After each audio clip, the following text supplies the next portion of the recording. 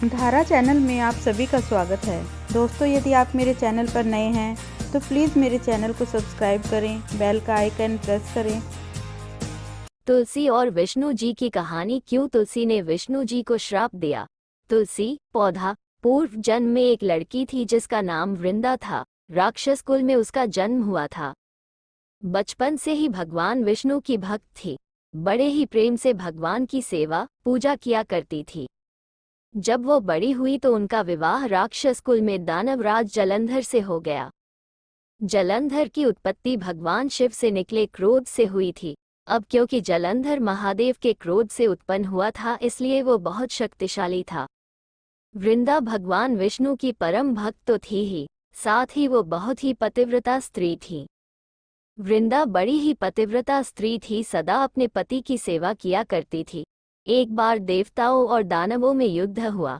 जब जलंधर युद्ध पर जाने लगे तो वृंदा ने कहा, स्वामी आप युद्ध पर जा रहे हैं, आप जब तक युद्ध में रहेंगे मैं पूजा में बैठकर आपकी जीत के लिए अनुष्ठान करूंगी, और जब तक आप वापस नहीं आ जाते मैं अपना संकल्प नहीं छोड़ूंगी।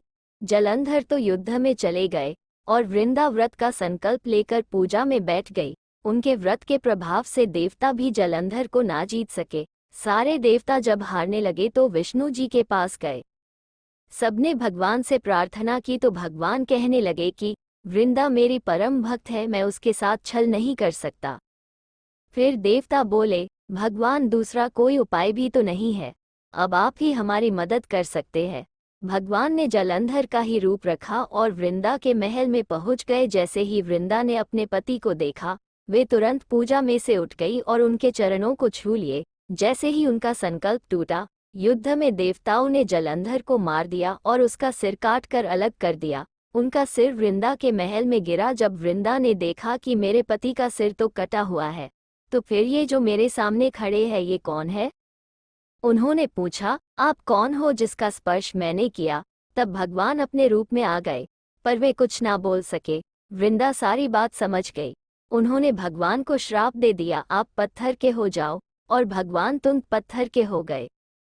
सभी देवता हाहाकार करने लगे, लक्ष्मी जी रोने और प्रार्थना करने लगे। तब वृंदा जी ने भगवान को वापस वैसा ही कर दिया और अपने पति का सिर लेकर वे सती हो गई।